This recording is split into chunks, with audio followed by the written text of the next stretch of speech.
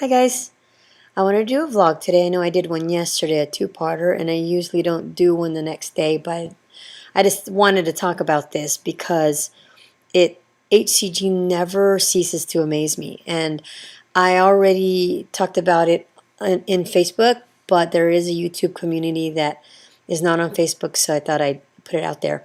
Let me see, yesterday when I vlogged, I was 1.8 over, excuse me, 1.6, yeah, 1.6 over LDW, and I had already lost a few points there, like zero point 0.8 or something, from the day before without trying. So yesterday I didn't do a protein day or anything like that. I'm not really doing that unless I go really crazy, off the hook, 3 or more pounds over LDW. So I had a normal day. I had an omelet in the morning and a cup of coffee. I had probably 2 cups or 3 cups of coffee yesterday. I had some tea and I didn't drink enough regular water, but I felt hydrated. And then at lunch I had chicken adobo and rice. Yes, I'm Filipino, for those of you who are wondering. And chicken adobo has soy sauce in it, so it's pretty salty. You don't have to make it salty. You can neutralize it, which my mom was here and she made her adobo, so it was a little bit salty. And then I had about 2 cups of rice, which is a lot. And that was lunch. And then for dinner, we went to the movies and we ate at Rubio's. It's a Mexican restaurant. Not a restaurant. It's a fast food place, but not like Taco Bell. It's a little better than Taco Bell. Actually, it's a lot better than Taco Bell. And I had a nachos grande, which is huge. My daughter helped me eat a little bit of it. And that has, sour cream, the nacho chips, the cheese, the guacamole, the beans, the salsa. So it had everything except for meat. I didn't get meat. And that was around 7 o'clock, 7:45, almost 8. And then I got home, had a cup of tea, hung out all night, like I'm a night owl, and went to bed. And the next morning, I was 1.2 pounds released.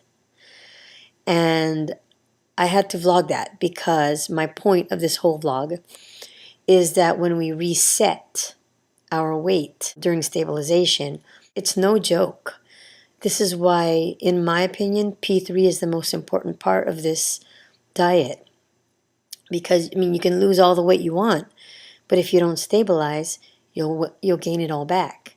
So you need to be super strict during P3.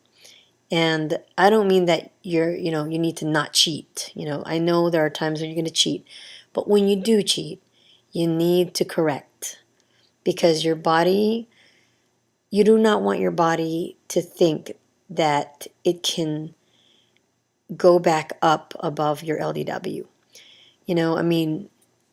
Okay, you ate something bad, you cheated, and you gained, 5 pounds.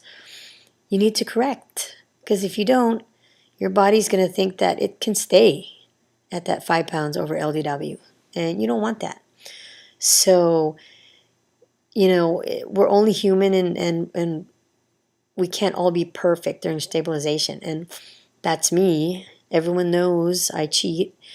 But this time around during P3, I corrected. Every single time I was over 2 pounds, 2.1 pounds. So, and it worked like a charm because now, without even trying, my body wants to get back to the stabilized weight. It wants to get back. So now, I'm only 0.4 over LDW, which is like awesome. During P4, I will be fluctuating up and down. And when I say P4, it's not the diet anymore. It's life maintenance.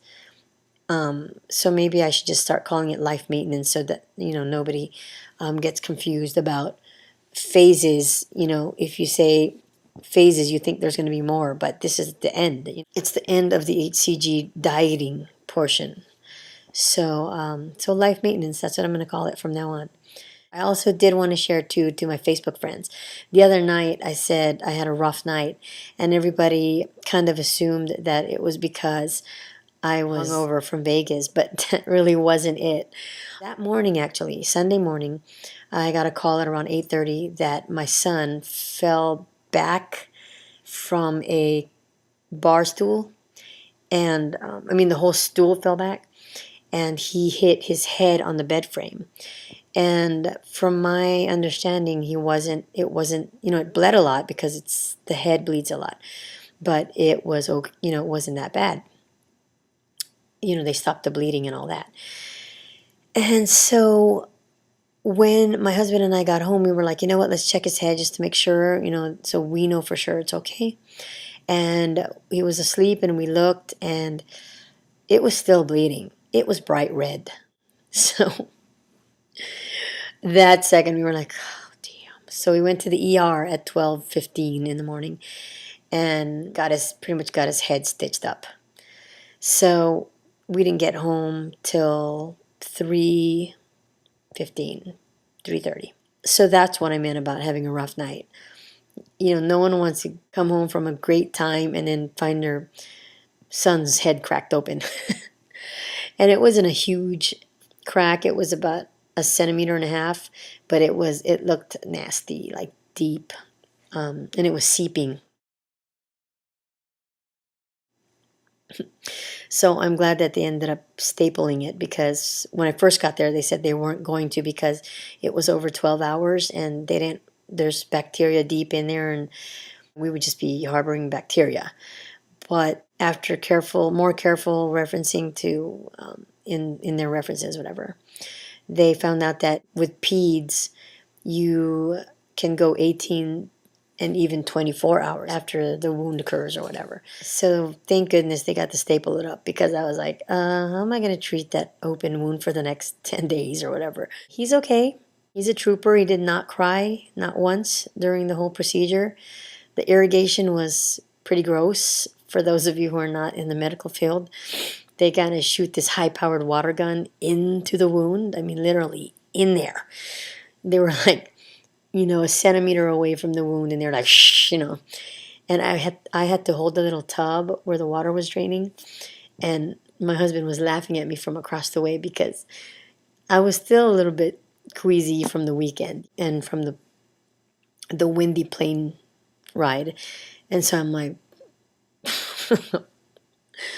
yeah, it was pretty funny. But the most important thing is he's okay, and everything else is okay.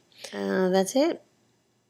I want to thank everybody for watching and for supporting, and I hope that these P4 updates are helping. Have a great week, happy releases, happy stabilization, and happy life maintenance. Peace.